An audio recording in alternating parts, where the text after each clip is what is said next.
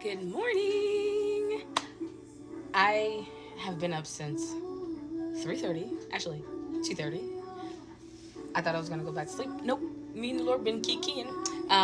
But the other day he put on my heart. No, it's fine. The other day he put on my heart to like do this demonstration with an egg. So I'm gonna hold on.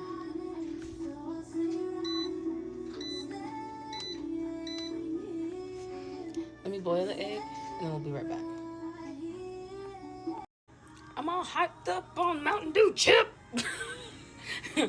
Now I'm hopped up on Jesus. All right. The egg is done boiling. All right. So what he told me was, and I pray that you guys get this because it sounded crazy in my head, but it doesn't matter.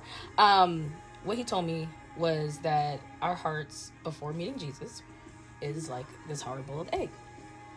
We know that there's something soft in there, but it's protected by this hard shell, which a lot of us have hard shells around our hearts because we've been hurt, there's been heartbreak, there's been trauma, there's been addictions, depression, anxiety. Trust me, I have gone through all of it. Yes. So we've hardened our hearts to as a form of protection. And it only takes that one singular heartbreak. I have hard fingers. The heck? That actually was like a really good crack. Takes one little heartbreak in order for Jesus to permeate in. And he starts removing little hard pieces and all of that stuff. So after he permeates and he starts working on our hearts, he the more and more you let him in, the more and more he works. And he starts breaking off hard parts of our heart with his love and his faithfulness and all of that. I'm gonna do this in real time. Nope, we're doing this. We are doing this. So he starts just breaking off bits and pieces of, and this can even be seen as your identity. I'm just a hard person. I'm just a hard heart. I refuse to be hurt again. I refuse to let somebody play me, play in my face, whatever you want to say. Now, it's not the most prettiest. It's whatever. And sometimes there's little bits that are still left on there. Now, for me, this is just for me. I'm speaking from experience. I still had bits and pieces that I wanted to keep. Like, well, I'm not going to let him touch this part of my life. I'm not going to let him touch this part of my heart because that's just who I am. And maybe that's not even something that I need to give to the Lord. Trust me, you need to give all of it to the Lord. But for me, speaking personally, the beautiful thing about baptism is that it washes away, at least for me, my fear that I'm not able to trust him.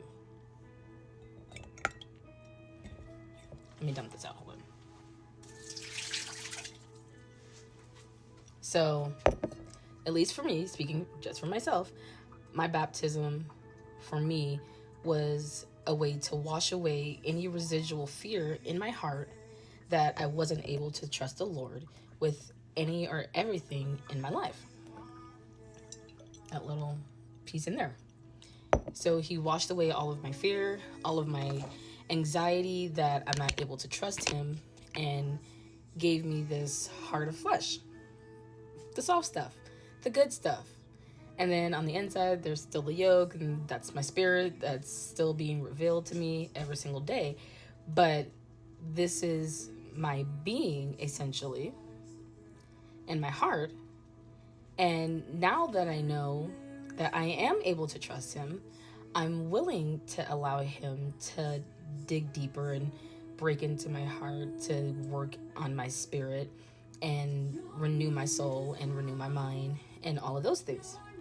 So, I don't know if that was encouraging, but that's essentially how the Lord showed me that it might be scary and you might have this anxiety, but the Lord isn't the Lord of anxiety. He's not the Lord of fear. He doesn't give you a spirit of fear. He wants you to be able to trust him with the things that you feel like you can't trust him with, or that you're afraid to trust him with because you're not so sure if it's going to work out. With the Lord, it's always going to work out for your good. And I am a firm believer of that. And it took a lot for me to start believing that, especially in the place of my finances. A lot of my emotions, a lot of my anxiety and fear, which is fair. I'm a single mom in this economy.